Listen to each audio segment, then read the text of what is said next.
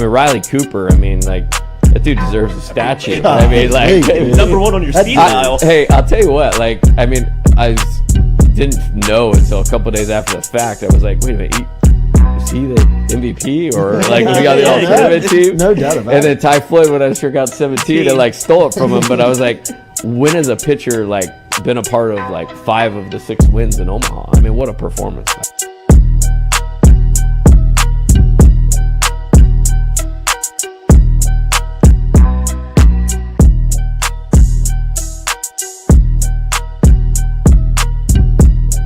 Coach, it's great to meet you. Thanks, sir. Thank you for the time. Pleasure. Yes, sir.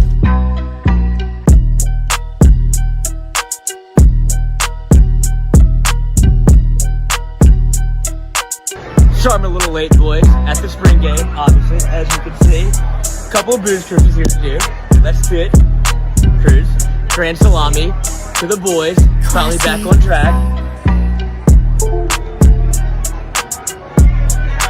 And I got another one coming. Don't you think I don't?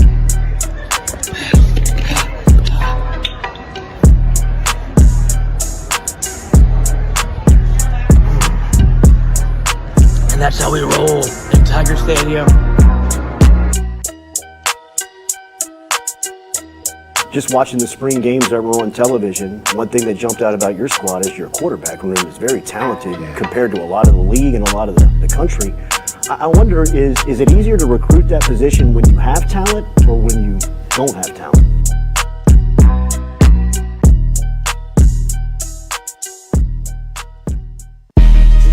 Coach Kelly, we're official. Finally, I'm get a telling chance to meet you. Thought I had to get a private audience with the Pope. There's Jordy. Monday through Friday from 7 to 9. Yeah, you see the notification, we about to go live. We got all your favorite guests, we got them in line. It's the Jordy Culotta Show, come have a good time. Tearing up, answering the question, and I thought, my God, if she gets offered this job, she's going to take it. It's just a crazy, fun time at LSU right now. Isn't this what everybody loves? From the boot to the east to the west coast, no matter where we at, we open up the phone lines, come and join the show. Make sure you tell your friends about Jordy Culotta Show, yeah. Let's go! Let's go! All right. Nice start. Big day. Nice start. It's the Jordy Culotta Show, come have a good time. Coach, it's great to meet you. Thanks, sir. Thank you for the time.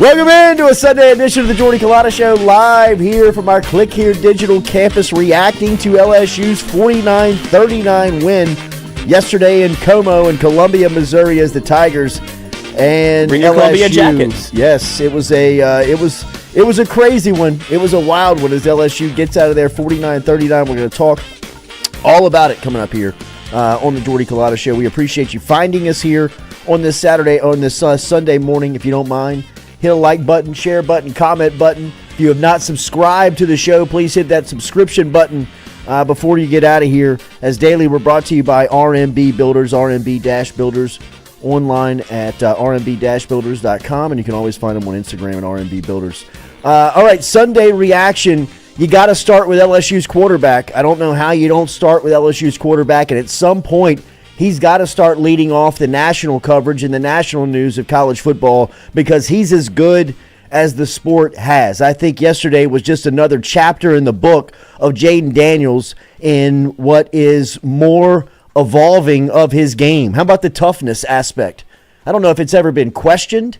I don't know if it's ever been asked whether or not he has it, but if you ever doubted it, yesterday it was put to rest. Daniels' yesterday performance was absolutely stellar. He was 15 of 21 for 259 yards in the air. He was 130 yards rushing on the ground with 4 total touchdowns. He is playing the quarterback position as good as anybody in college football. I know his defense is keeping him out of the Heisman discussion right now, but at some point I got to imagine that water is going to find its mark and that Jaden Daniels is going to get the due respect that he deserves here in this college football season. I watched USC Arizona last night, and Caleb Williams' defense is as bad as LSU's is. At some point, they are going to cost him and cost USC football games. They were lucky to get out of the Coliseum last night in, I believe, triple overtime with a win. But if it's Daniels if it's him being punished because his defense is poor, then I get it. But he better be there at the end of the year if this is going to be how he consistently plays week in, week out. Because yesterday, and I don't want to get into the officiating, but the officiating in yesterday's game was so bad, I think we have to talk about it. Right? I mean, there was instances in that game where, just how about the false start for Missouri on the 1 yard line? Didn't see it. Nobody even calls it. But they do see Kamorian Pimpton with some type of hold. Maybe by the letter of the law, it is holding. In that moment, you make that call, but you don't call the personal foul on the quarterback, who's the most important player on the field, who's 2 yards into the end zone and gets slammed onto his rib, and nobody even stands over him to ask a question. The only thing I see is Mason Taylor going after the defensive player. The no call on Braden Swinson on the 3rd and long pickup from Missouri. It was just play after play. You're like, what the hell are they looking at? I think that Jaden Daniels was 2 yards into the end zone on the first Bush push. His whole body was in the end zone. Didn't see it. I've never seen the call of the snap count, the clap, maybe it is a rule, but they hammered the rule home yesterday in Columbia. I think I called it 3 times. An emphasis. But the officiating, Missouri, the crowd, all of it was on tilt. LSU and Jaden Daniels would not be denied. Daniels is as good of a quarterback as college football has in 2023. Behind Burrow, he's having the best season that I can recall an LSU quarterback ever having. He plays the position so good, so savvy, so athletic, so just on point. There's nothing that you can really criticize about him at all. And yesterday, the toughness, the way that he came back after that injury. Say what you will about RG3, right? Like him, love him, hate him, whatever it is. He mentioned after that play where you suffer the rib injury as a quarterback, and it just hurts. You wince to breathe, right? Whether his rib was broken or bruised, in that moment, he is in intense pain. And what he did after that moment is things that you talk about for a long time in football programs. Daniels is doing stuff that is leaving his mark on the program, on the game every Saturday that just, you can't be denied, man. That guy is as good as college football has right now, and it's a shame he's not in the national discussion of quarterbacks with Michael Penix and Caleb Williams and Drake May and Shedeur Sanders. Jaden Daniels is at that table. He is in that conversation. Take those 5 names, shuffle them up in the hat. You pick whatever one you get, you can win with. And Jaden Daniels he's there. I can't say enough good about Jaden Daniels each week. I know last week we were high praise for him, and rightfully so. And then this Sunday morning you wake up and I think Brian Kelly said it best. He's a warrior, man. That guy is the ultimate competitor. He's never gets too high, never gets too low. He's somebody that consistently just is a dog. Really. He is. I saw Shay tweeted it out yesterday. The X-rays came back on Jaden Daniels, and it's like that shot of the pit bulls. That is got that dog in him. That is him, man. You cannot deny that LSU is playing the quarterback position as good as anybody in the sport right now. It was huge. Offensively, I believe we said in our preview going into it that we liked LSU 42-38. They ended up getting a pick 6 late in that game, and pushing it towards 50. It was, what was the final, 49-39? So, I mean, it was a lot like I think a lot of people thought the game was going to go, right? Where it was going to be a shootout. Last team with the ball was going to have a chance to win the game. But credit LSU's defense for the first time. I tweeted out yesterday at the start of the game, this is as lost of an LSU defense as I've ever seen. They don't do anything good. I tweeted at the end of in the middle of the first quarter. Oh. I mean, they don't line up. They don't pursue. They don't do anything. They don't do anything well. And as that game went on and they settled in, they started to find a little bit of a groove and a little bit of something to where they were improving. I mean, really, look, they're not going to be a good defense. They're not going to be a great defense. They're going to be and going to have to be an opportunistic defense where they're going to have to step up and they're going to have to create plays in moments where you least expect it. Braden Swinson coming off the edge from the blind side and creating the sack fumble was the biggest play of the game. I mean, really, it was the biggest play of the game. And to show you how much LSU is disrespected defensively, Eli Drakowitz was put in a 4th and 30 situation, and he went for it. And he nearly got it. I mean, what did he pick up, 24 yards? Picked up 32 yards. But him going for two, like that was the salt in the wound. Just to start the game. That shows you what they were saying all week. That was just their like respect we're gonna for pump LSU. them. Like that and that formation. LSU had no clue what to do. That usually you usually smoke that out real quick in 5A high school football. LSU had no idea what they were looking at. All he did was take the snap and run right. He just snapped it, student body left right, and just walked into the end zone. They could have wound up like the Colts did on that fake punt that got him in so much trouble where it was you got everybody out right and you got a center and a punter under center, and they still snapped it. If you did that against LSU, they wouldn't know how to line up. And that was a great call by Eli Drakowitz, to be honest, because you go LSU wins the coin toss, it elects to receive, goes, 3 and out, and then you get a very fortunate bounce from the punt that goes inside the 15, and then, 3 plays for Missouri to score? And they're like, well, let's keep going because this defense is lost. Go for 2, 8-0, and it just felt like that's when feels like, oh, this is the LSU defense. It felt like a carryover from Ole Miss. Nothing changed. No Denver Harris. No, it was quarter 5 and quarter 6 in the first half of that game of Ole Miss. I mean, it was a carryover of last week where guys just, running behind people, not lined up in the right position. Still, I still don't understand what they're doing with the Everything players. feels like it's fast. It's happening very I don't quickly. understand why you've got Sage Ryan and Zy Alexander as your cornerback. I like the fact that you've committed to 2 guys, but you've committed to the wrong 2. I don't understand why you don't put Denver Harris out there and just live and die with it, especially if you're going to play man-to-man. Well, they changed that. Well, in the second half.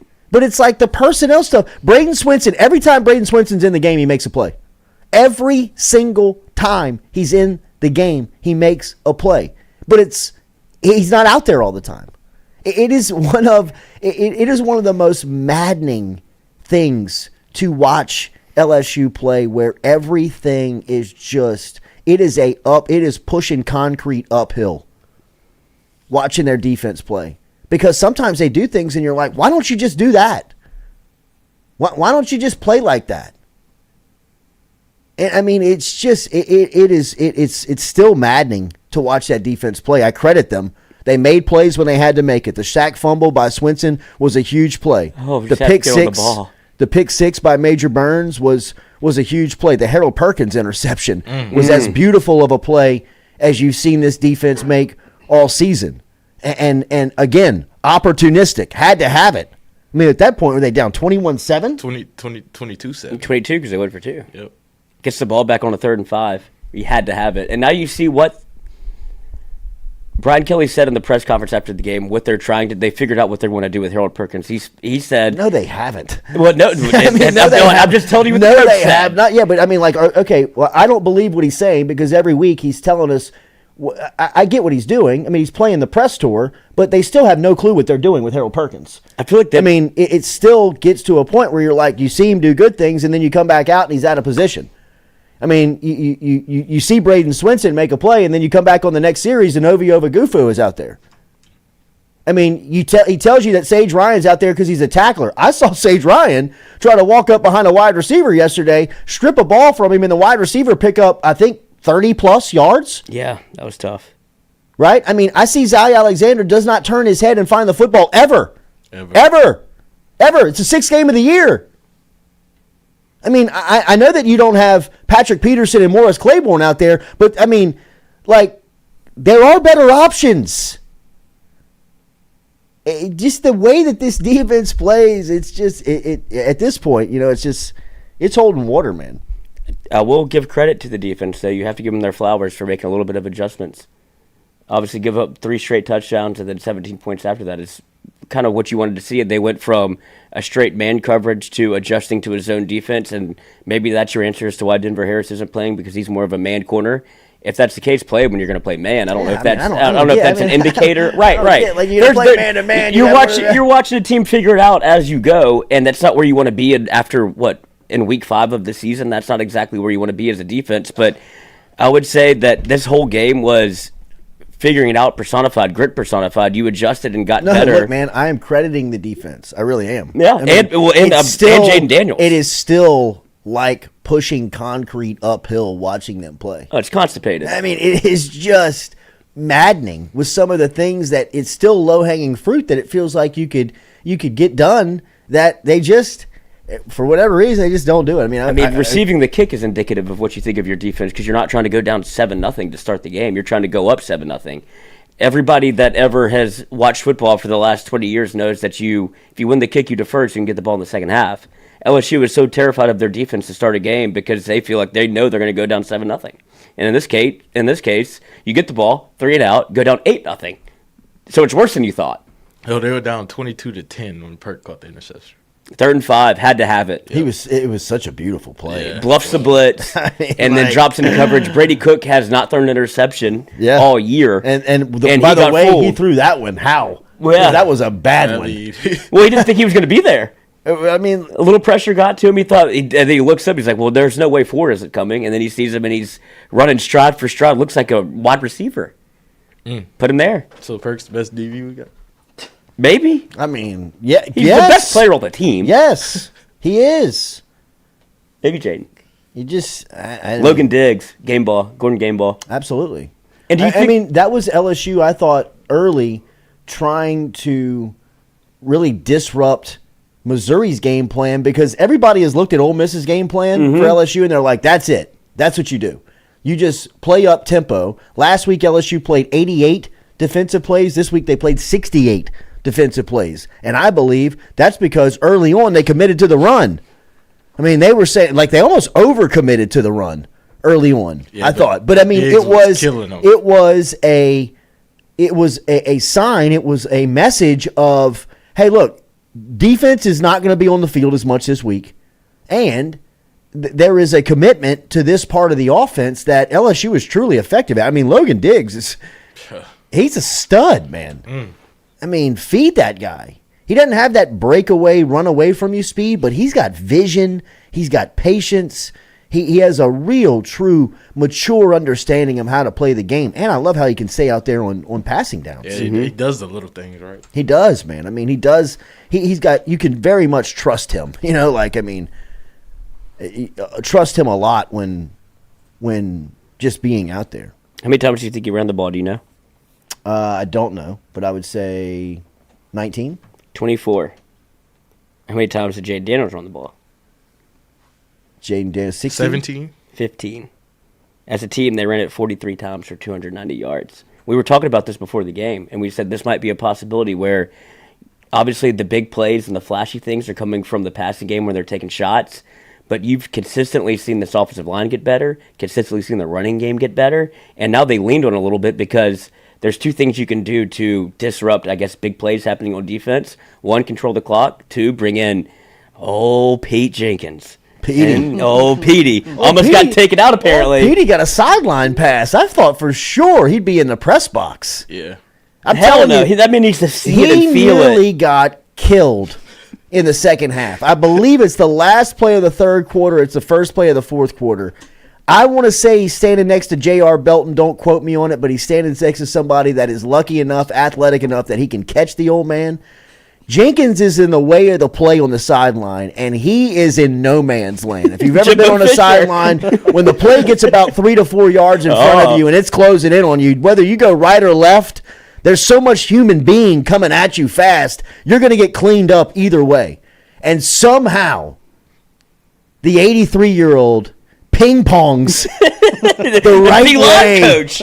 and falls into, I believe, J.R. Belton's hand, and whoever the play is, I mean like a car going down the interstate, like zooms by Jenkins in front of his face and just an inch off of getting like license plated Falling, I can't in get his up. first college football game back. I did see him getting in the referee's ass a little bit in his bucket hat. They did have a couple of shots of him where he was, I mean, it looked like he needed a ventilator down there to breathe. I'm worried about Victory. I'm worried about Victory Hill on him.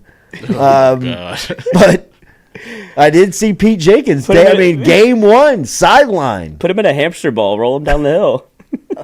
I think it's the first play of the fourth quarter, the last play of the third. I'm telling you, he almost gets I'm rewatching cleaned right now to see up. what You got to watch quick.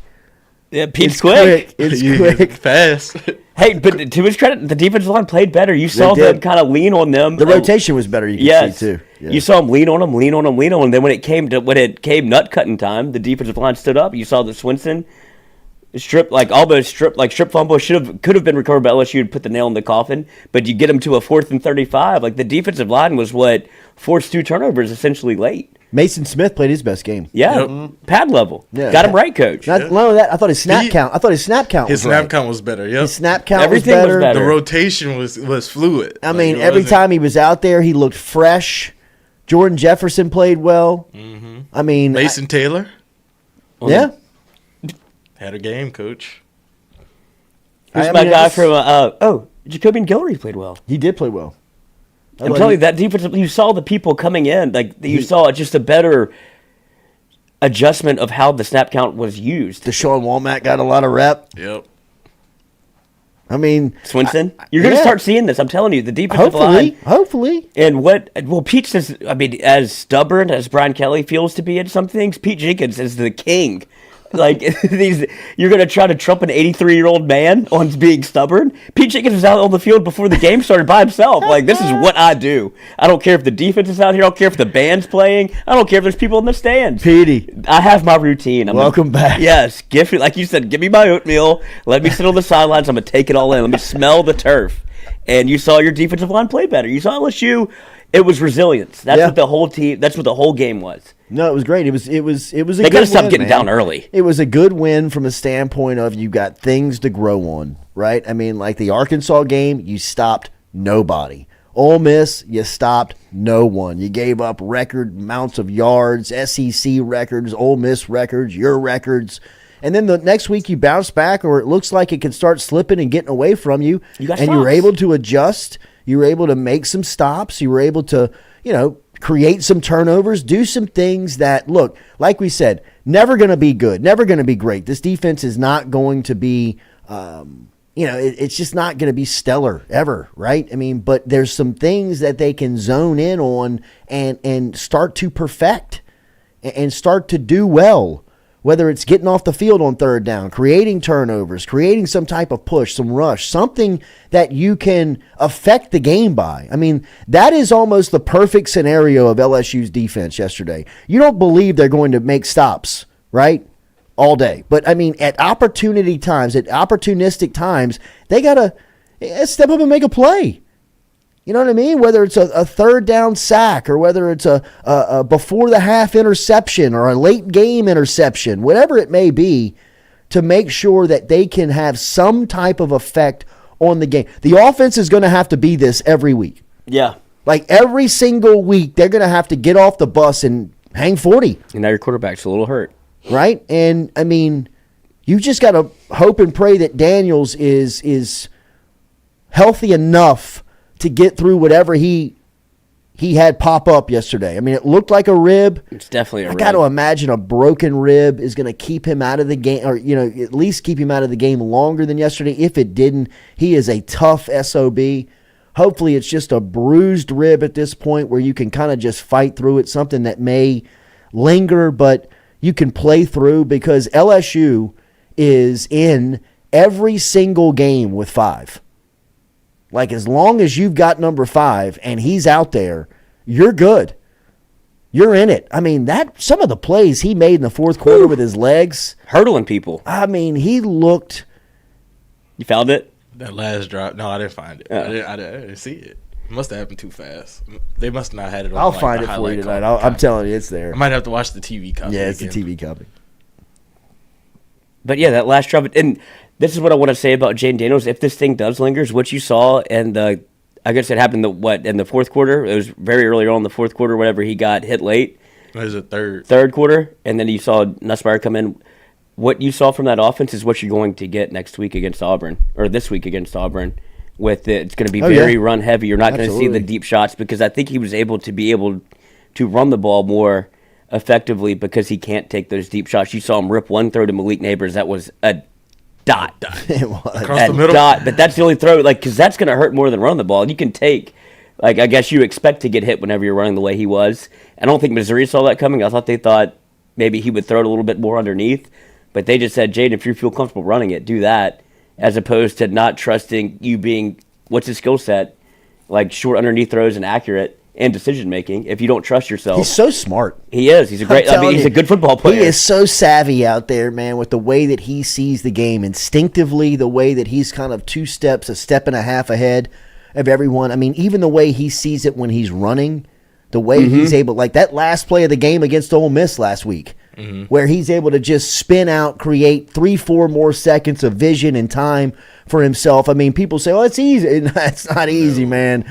You got to feel that. You got to sense that. You got to know that it's there. You got to know how to get out of there. Flip your head. Don't let the field get away from you. You got to know what you're continuing to look at, where your guys are. Some shots. It was. I mean, he's still. You got to get down. We got to work on. Yeah, the slide. I don't know if he's. I've never seen it yesterday. Yeah, I've never seen him slide. We got to work on the slide. He might not be able to. I don't think he's gonna slide. No, I think. He runs so straight up. We saw against Ole Miss. I mean, he almost. Lil J and I were talking about it. I mean, he's a big hitter's dream. Oh, yeah.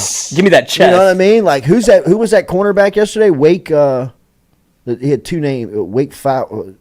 Big hitter. Came up early on and popped him. I mean, ran straight through him. But I think that became LSU's game plan going forward. I think you'll see that against Auburn. And defensively, you ran into 2 buzzsaws. Missouri's better than I think people thought going into that game. The more we dove into it, and Luther Burton's a problem. That atmosphere yesterday was jumping. Well, you could tell by the officiating. I saw someone on Twitter that said Missouri had the most recruits ever at any sport event. They retired Justin Macklin's number on campus. It was homecoming yesterday. And I took that personally. It was enormous. Brian Kelly made comments about that at every post-game stop. He said it to Chris Budden on the field. He said it to Gordy in his radio interview. He said it in the post-game press conference. I mean, he wanted to make sure that Missouri knew that LSU was aware that they scheduled them for homecoming. So that was something that, I was like, good. Have some pride about it. Be pissed off. Play that up. I mean, because you could see Missouri tried to punk LSU yesterday. Yeah, they did early. That was their game plan. It was almost like Drinkowitz was like, look, we'll take a couple of 15-yarders early. Watch that Florida State film. Mm-hmm. They were trying to, bully LSU. I mean, and LSU from responded. LSU's standpoint, be like, hey, little brother, sit down. You know what I mean? Here's your head tap. It's cute while it lasted. I mean, this is a beautiful atmosphere. It's good to see all the alumni back, but let LSU be LSU real quick. I mean, that was kind of something that you were like, man, is LSU losing that to a degree? I mean, is Missouri trying to be like, yeah, we're scheduling for homecoming? We're late hitting them. Ripping your helmet off. I mean, for LSU to be like, man, hey, this is cute and all, Mizzou, right? But this is the heavyweights. This is the big brands in college football. And, you know, I've been curious over the last couple of weeks. Is that slipping at LSU? And that was good to see yesterday that, sit down, Como. You know what I mean? Like, Bring you Columbia jackets and leave with them too. But I think Stewie said this before the show. I mean, you saw LSU kind of get that dog back at him when Major Burns went inside Alexander being like, what are we doing? Yeah. Like, they're shoving each other in the end zone.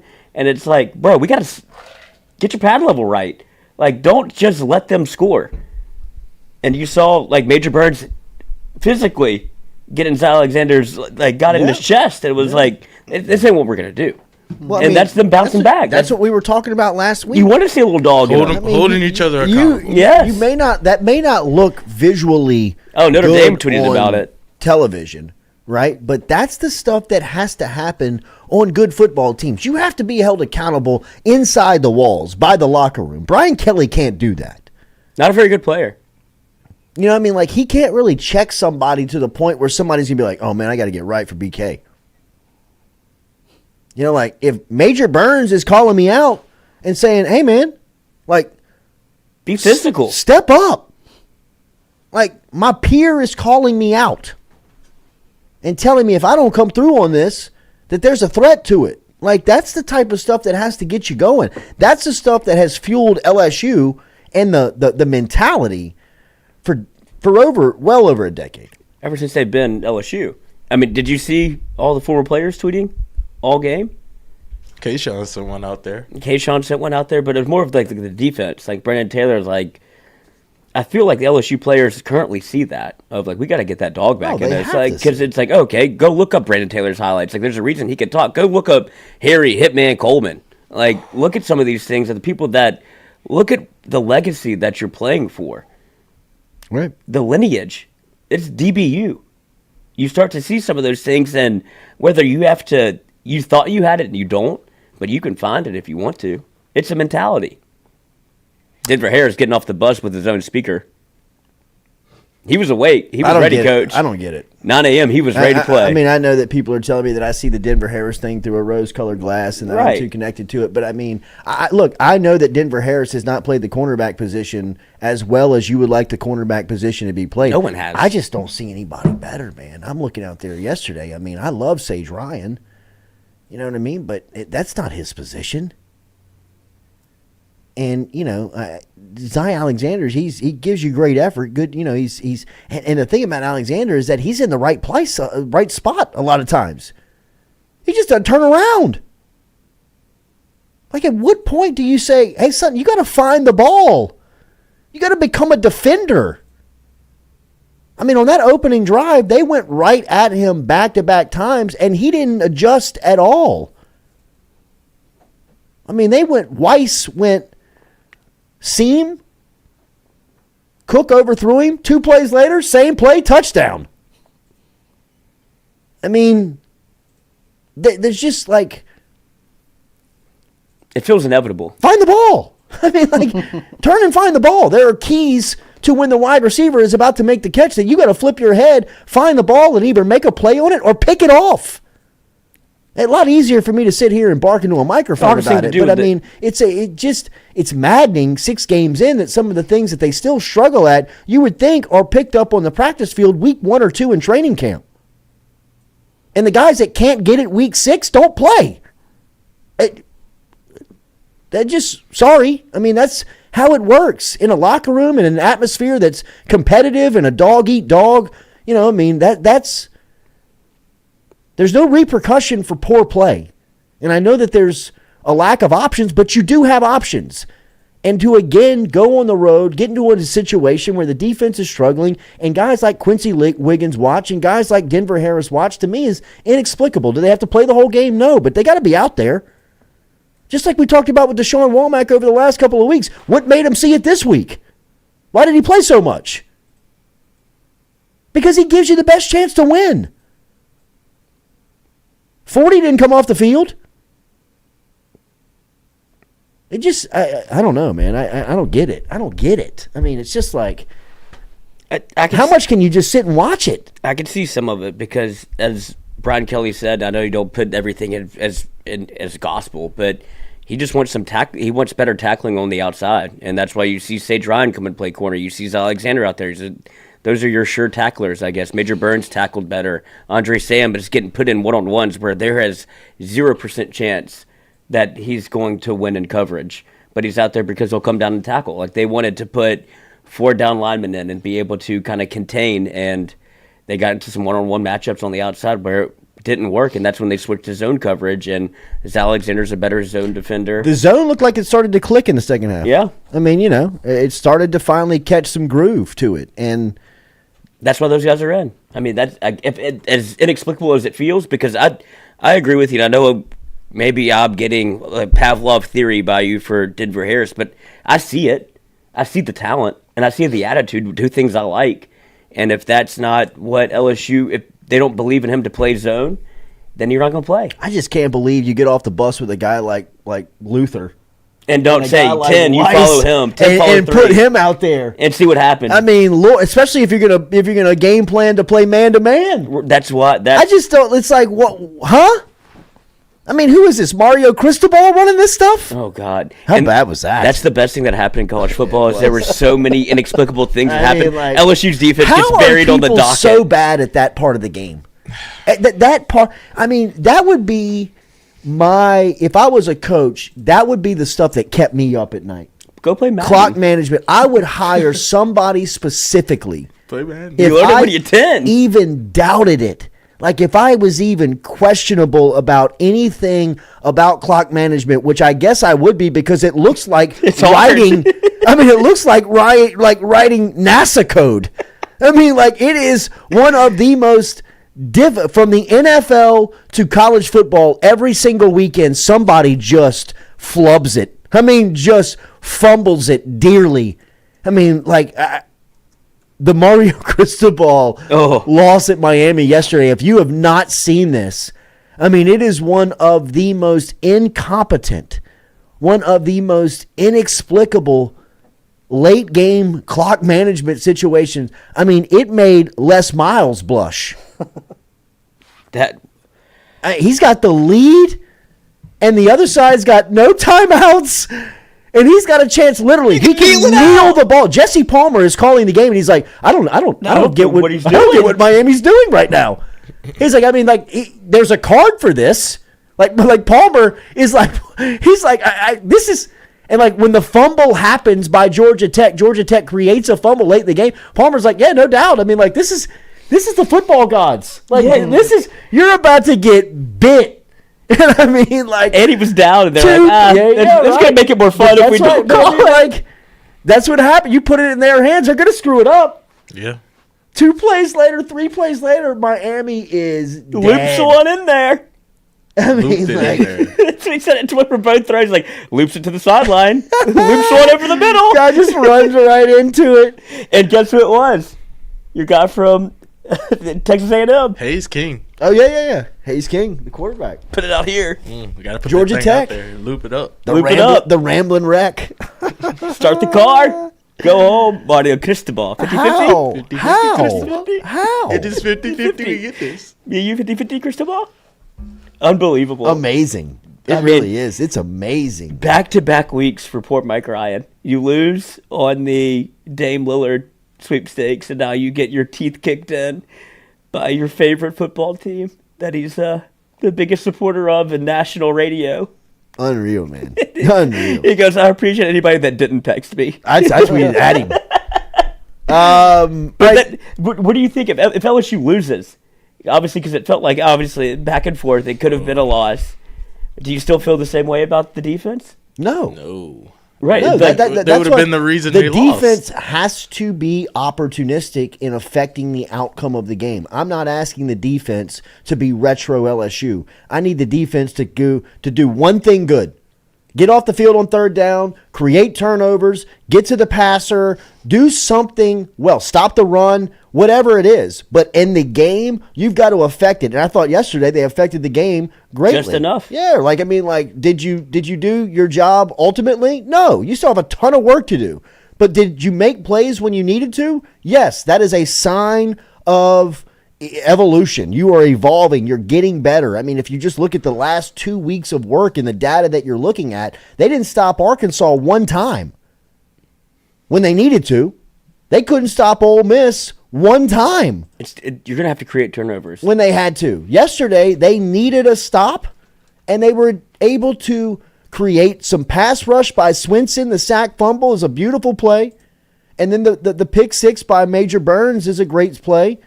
The pick by Harold. All of those plays, Harold Burns' play is the game changer. To have. Yep. Like, opportunistic. Like, guys, if you don't go out there and you don't get a stop, LSU's going to get beat. Like, if you can't stop them one of these 3 times, this isn't going to happen. I mean, the opportunity is now, and they seized it. But, I mean, I looked at Alabama, Texas A&M. I mean, I don't know what LSU's going to do against them. Really. I mean, if the defense is going to be as bad as they are. Bless you. Those two defenses, Alabama and Texas A&M, are going to be the most difficult challenges for LSU. And up to this point, LSU offensively has done pretty much anything they've wanted to do. Like, they can do just about whatever they want to do. And now Alabama and Texas A&M can't guard Thomas and Neighbors at all. I don't know if anybody in the country can. Need a third. But they can create some problems for LSU where LSU's not going to score every time they touch the ball. They might hang 30 on them, but, I mean, they're regularly hanging 50 on people. And they have to have every single point.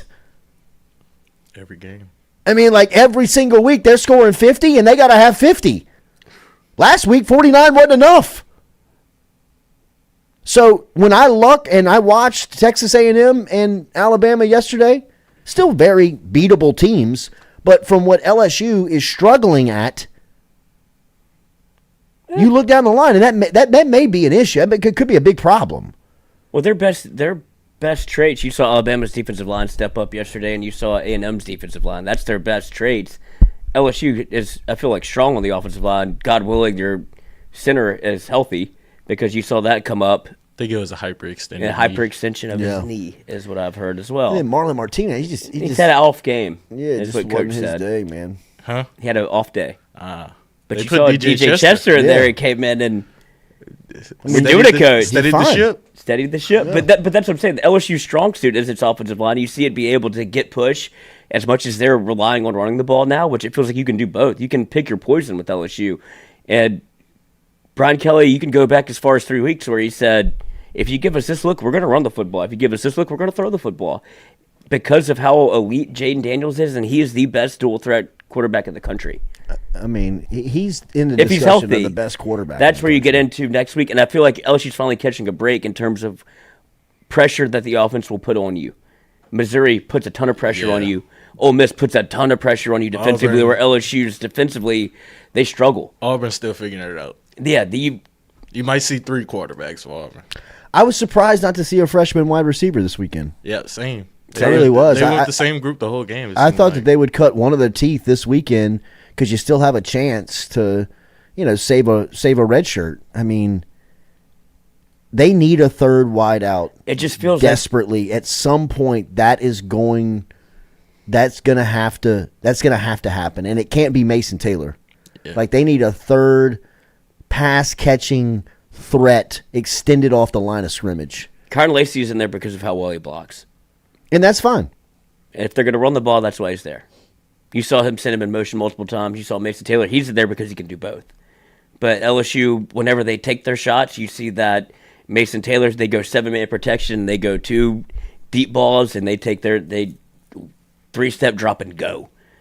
If they're going to run the ball the way that they are, you're going to see Carn Lacey in that 3-wide receiver set where he can pick up the edge and he can block. He'll chip. He'll do all like the dirty work, but pass catching wise, it's still a struggle. Yeah, he's not a threat. Still tough. Not a threat. He might have like one catch a game where you're like, oh, Kyron Lacy He can do has, a little bit, but he has a drop a game where you go, oh. It's killer. Yeah. When Malik dropped it, I thought it was Kyron Lacy. Like, that's how I felt. Brian Thomas had a bad drop Yeah, he yesterday. did. Needed that for the But over. See, with Malik and Brian Thomas, it's kind of like You both times it was like they were Malik's just first drop of the year. They, They were looking, got a little bit of grace. it was like they were looking up to like Score. go score. Like I was about to catch that and make somebody the miss corner. and go hit my head on the goalpost. No. Like, but yeah, I wasn't really mad with Malik or Brian Thomas. On No, those I mean, drops. it's going to happen at some point. Yeah, But Kyron Lacy, it feels inevitable. I'll take one out of every 20 we throw you. But That's Kyron Malik's Lacy first drop is- of the year. yeah, I mean, And Brian Thomas felt the same thing. He went to turn and go before he just see that. yeah, he just thing turned his in. head. Yeah. Look at That's it, all look right. at it. I mean, But Kyron's is always he still in wide is he open still spaces. leading the country? Yesterday with just one. Yeah, let's see. You got 9 now. All right, every Sunday we're going to take your questions off of social media. Our guy Jake Robinson, who's over here, runs our social media in-house with Noah, does a great job. We take 5 questions off of all of our social media platforms that are out there that we'll answer on Sunday. Jake, what we got? All right, first question is from Rick. Where would you currently rank Jaden Daniels in the Heisman race with the current landscape? Obviously, I'm enormously biased right now. I think that the leader is Caleb Williams because he's just got a little built-in from last season's winnings. I think Michael Penix is probably having the ultimate best season from the numbers and effectiveness standpoint of this group of 5 quarterbacks. But I got Jaden Daniels right there. I really do. I mean, I watch a ton of football. And like I said in past, I love Shedeur Sanders. I think Shedeur Sanders is probably the best pro prospect out of them right now, including Williams. And I think that I just kind of give the edge to Sanders because of his mentality. He just seems like more of a competitor than Williams is. They both have phenomenal physical talents. And like I said, this is a deep quarterback class with a lot of just a lot of tools in this class. If somebody has a big arm, other guys got the brains, other guys got the feet, other guys. It's a very deep class. I think Jaden Daniels is right now is in the.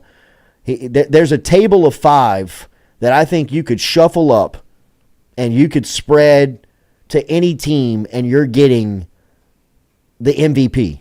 I think you got Drake May at North Carolina.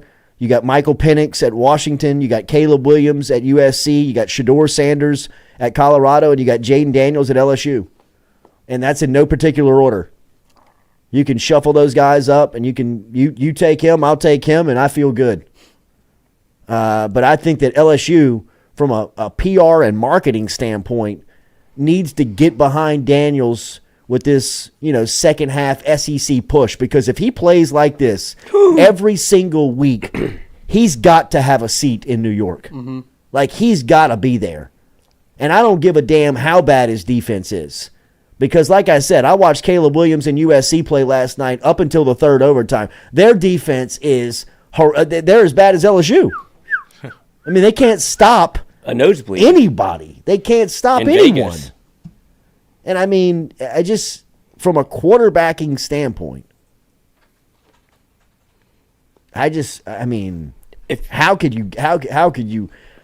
could he play the position any better? What could he do that you would say, man, I wish he did this better? There's nothing, in my opinion, that I would say, if he only did this, he does it. I mean, play hurt. He throws the ball deep. He throws intermediate. He makes the right reads. He can pick up first downs with his feet. He's as effective with his feet as he is with his arm. I mean, he's as smart as he is athletic. I mean, he checks every single box. He is terrifying to a defense. Oh, my God. And I think that He's walking 400 yards. You'll see his Heisman talk pick up this week because you had Michael Penix on a bye. You had Bo Nix on a bye. You had Caleb Williams who threw for barely over 200 yards. I know he had 3 touchdowns rushing. But all of those things, there's nobody else to talk about. Jaden Daniels had the performance of the weekend where you'll see his name start to pop up nationally, and this will be, he gets his car washed, if you will. Could have very well been his Heisman moment coming back into the game after messing up his Could have been. Yeah, Mm-hmm. I mean, he owes the Heisman, if he gets it, as much to Nuss and the center as he does to himself. Mm-hmm. That was a debacle. Oh God. That could have went so bad. It almost did. It went terribly. What about the end of the game when they almost messed up that RPO and fumbled it right back into Daniels' arms? I mean, that was a scoop and score dream scenario for Missouri right there. Play my theme music. What else we got, Jake? All right, next question. Y'all kind of just touched on this. This is from Trey. Who do y'all think steps up as that third receiver, whether it's Hilton, Anderson, Lacey, or even one of the freshmen coming in? I'd love for it to be Hilton. I really would. I think that he had a great opportunity to become that guy. But I think the things that have haunted Chris Hilton for a long time stepped up, and that's just injury. You know, I mean, it's just he's got a chance because I think it's wide open, right? That's why I was surprised not to see one of those youngsters yesterday. I mean, I for as much as we've heard of Shelton Sampson, of Jalen Brown, Kyle Parker, Aaron Anderson, of even Kai Preon. Yeah. I mean, like he had a really good camp. I just to not get one of those guys some run when the third wide receiver seems so needed at this point. Look, I agree with Lloyd. I think they trust Lacey from a blocking standpoint. They know that he's going to run the right routes. They don't trust that he's going to catch the ball every time. But I'm surprised that one of those youngsters hadn't got to play. From what you saw from what Chris Hilton does well, it feels like Jalen Brown could come in and do that exact same thing. Mm-hmm. Or Shelton Sampson, right? Yeah, Shelton Sampson too. But don't just count Shelton Sampson. Sampson's the guy that I heard the most consistent from everybody. It just feels like they're I don't want to say stuck, but the continuity is there with all the guys that have played. They don't want to get away from that. And if you talk about wide receiver, I'll pivot to pass catcher. It goes back to Mason Taylor. Yeah, he'll be your third best option. And I agree with that. I mean, I think that's probably is what's going to happen, but I hate that. Yeah, because it makes it very vanilla. Right. It makes him one-dimensional. It takes almost away from Mason Taylor a little bit. It takes away from the big plays. Right. So I mean, I'm surprised that a freshman hadn't been in there. And if I had to bet on one name moving forward, depending on the severity of the injury for Chris Hilton, I would still put my stock in him as be the guy that could, 2-3 games from now could be it if he's healthy, if he can get out there. If you had an Ask Denbrock button, I know what play's getting called. You saw it for the 2-point conversion.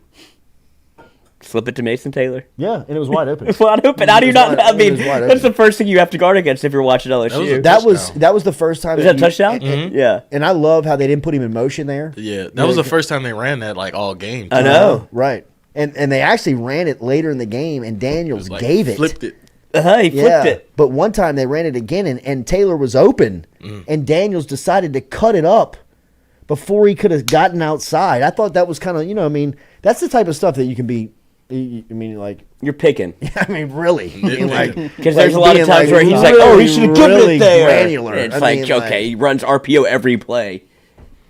He's going to make a mistake every now and then. That's the hard thing to do. It's happening in real time. He touches the ball every play. Yeah, I mean, he's throwing the ball. I mean, how many times? What was his numbers? He had 16 runs and what? 21 pass attempts. Yeah, I mean, how many plays they run?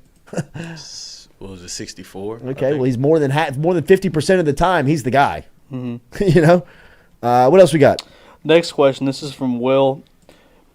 Who would be the two corners that you would commit to at this point in the season and moving forward? Out of all the choices that we have, the handgun. I mean, I would play Denver Harris. Pete Jenkins. Pete Jenkins at corner. That's who's helping your corners the most. And I mean, I guess one of the two that they're playing right now, because it seems like they like those guys, right, the most. But I just think from a talent standpoint, Harris has the most upside, right? Does he get burnt? Does he make penalties? Does he miss Yeah, I mean, yeah, he does. But my eyeballs tell me that that he's the most talented out there. I wonder why he doesn't play week in, week out. And then look, they don't have DBU selections. I mean, I know that they don't have that type of talent there.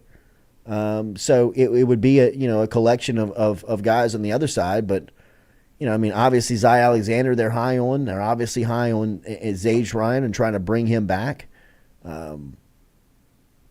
But I just look, they're in a spot at defensive back. They got to get extremely, extremely more talented and better there if they expect to compete in the SEC. I mean, that is a spot where There's just too many good wide receivers and quarterbacks. I mean, for you to be deficient there, you see what happens week in, week out. I mean, it's just it's a tough place to be. So I would go with Denver Harris, and I would go with Zy Alexander, I guess. Mm-hmm.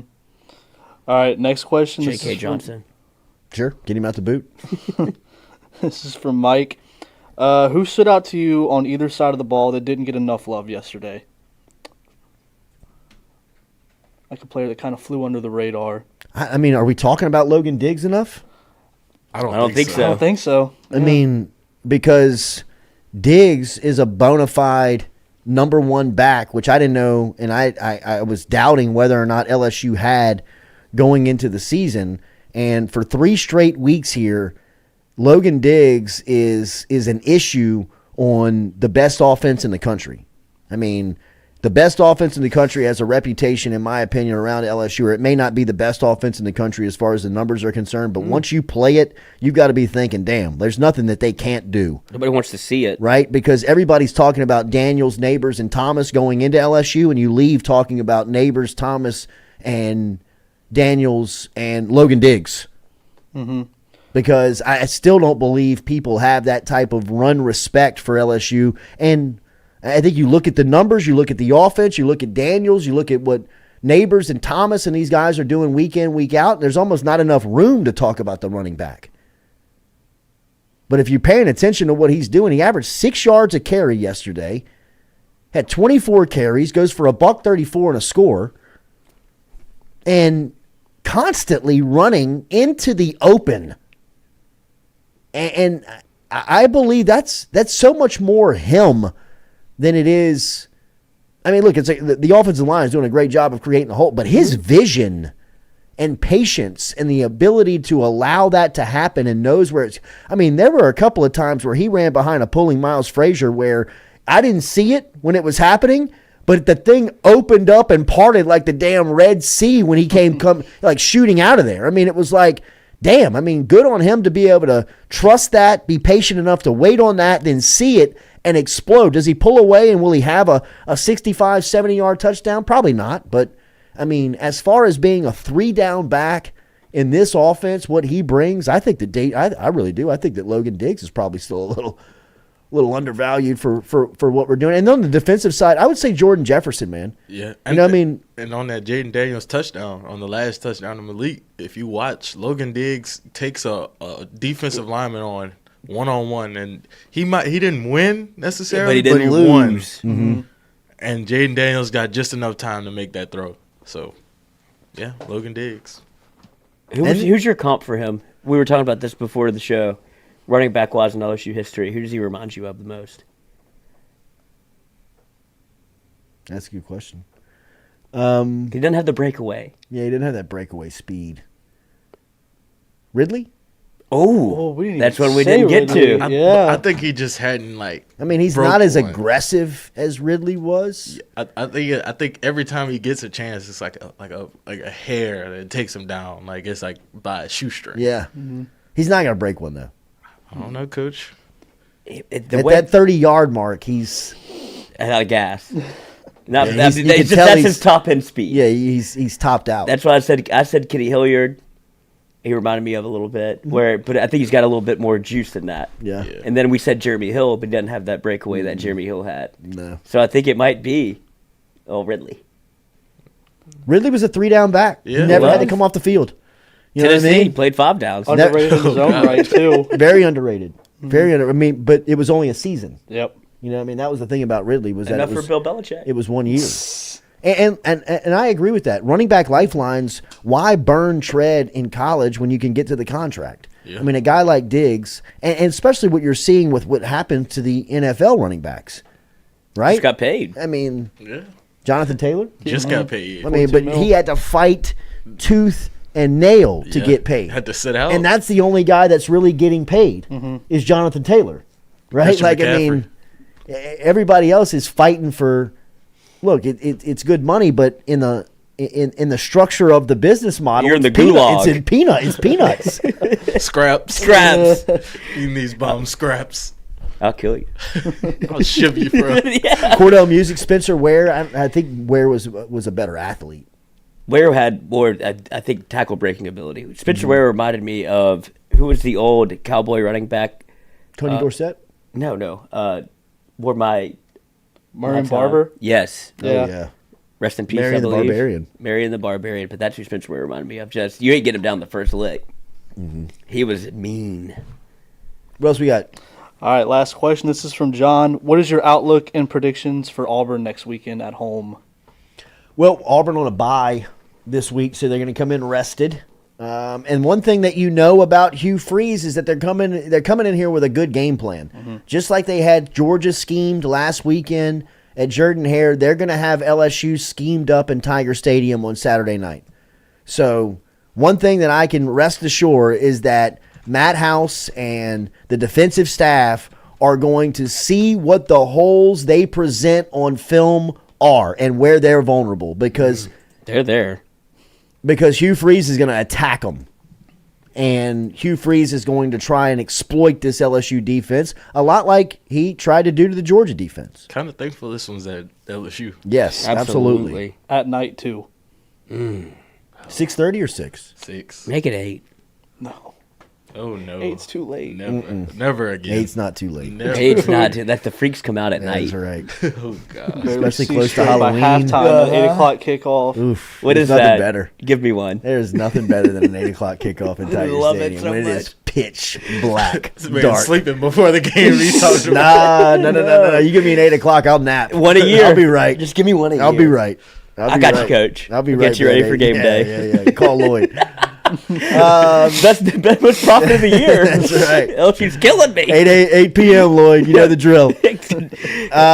Any more over there? Get on the That's burner. last one. That's it. Sunday socials. That's our strategy here. If you want to get into our social media, any way you can access us. TikTok. We are on Twitter. We're on Facebook. We're on Instagram. YouTube. You can hit us there. Get your questions in. We'll have them asked and answered here.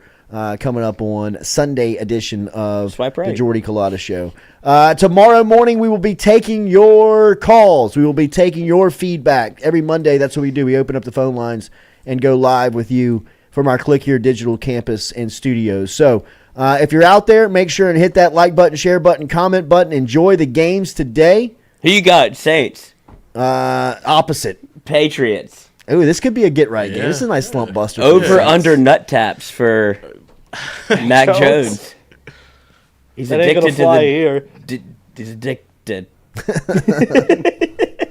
I got the under at 42.5. Wait, did you Smart see play. what Burt Thank you. Venables said Smart after the play. game? He was like, "I've been on my knees plenty of times," and the player is like, We had that happen in high school. We all went to a Catholic high school, and we had a nun that was there. The the priest was talking about it. She's like, she's been on her knees all day long, and there was a huge pause, and I start belly right. laughing. He can't hold handle it. and he goes praying. It's like, oh, it sounds like it, Coach. What are y'all doing over here? Better than the alternative. All right, have a great day. Have a great Sunday. Like, share, comment. We appreciate you as we will be back with you tomorrow morning, 7 a.m. Compliments of our friends over at RMB. Big Peyton Thorne.